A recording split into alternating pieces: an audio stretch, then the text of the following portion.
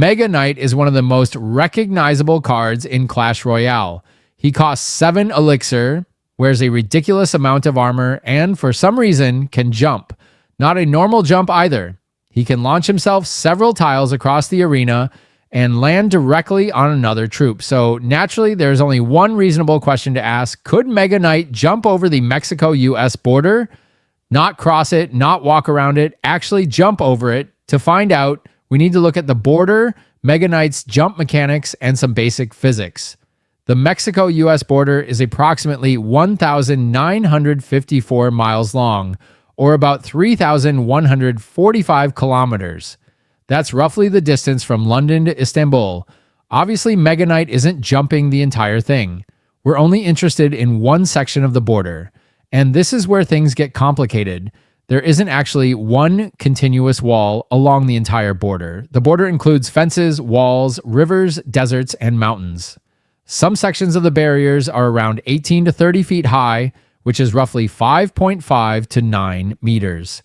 So let's give Mega Knight a fairly difficult challenge, a 9-meter barrier. In Clash Royale, Mega Knight's jump is part of his attack.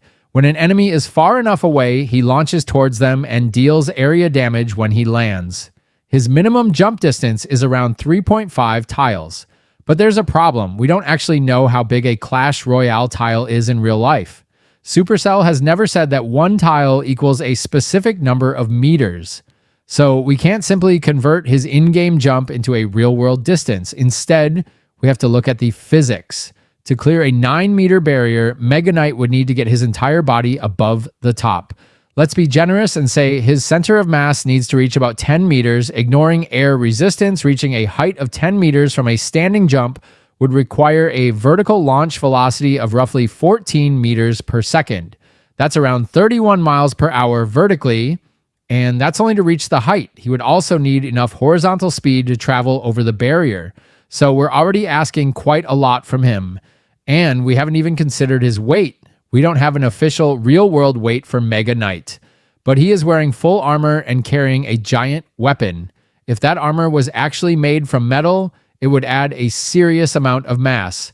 And the heavier he is, the more energy his jump would require. There's also another problem. Mega Knight doesn't just choose where he jumps.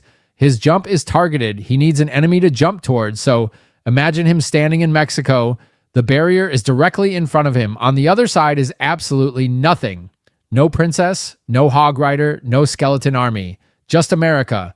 Under normal Clash Royale mechanics, Mega Knight isn't going anywhere. So let's give him a target. Put a princess on the other side. Now he has somewhere to jump. The distance is right. Everything works. Mega Knight starts his jump, and now we can compare him to actual humans. The highest standing vertical jumps recorded by elite athletes are around 1.5 meters. Mega Knight would need his center of mass to rise around 10 meters. That's several times higher than what a human can achieve. Obviously, Mega Knight isn't human, but it gives us an idea of how ridiculous the jump would need to be. There's also the fact that Clash Royale isn't a physics simulator. A skeleton can survive attacks that would obviously kill a real skeleton. A knight can take enormous amounts of damage, and Mega Knight can launch himself through the air while wearing enough armor to look like a medieval tank. So if we use Clash Royale physics, Mega Knight probably can do it if the game lets him jump far enough and the barrier isn't treated as an obstacle. There's nothing stopping the game from putting him on the other side. But if we're talking about a real Mega Knight obeying real-world physics, things look very different. We don't know his exact weight, his jump velocity, his leg strength, or even what his armor is made from. So we can't calculate an exact maximum jump height. But we can make a reasonable conclusion. A 9-meter jump in full armor would require an enormous amount of energy. So could Mega Knight jump over the Mexico-US border? If you mean the entire border, absolutely not. If you mean one section of the barrier using real-world physics, it's extremely unlikely.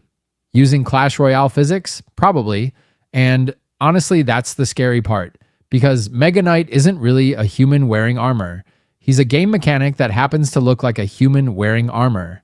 And game mechanics don't care about Newton's laws, which is probably for the best, because if they did, Mega Knight would have been a 7 elixir statue since 2018.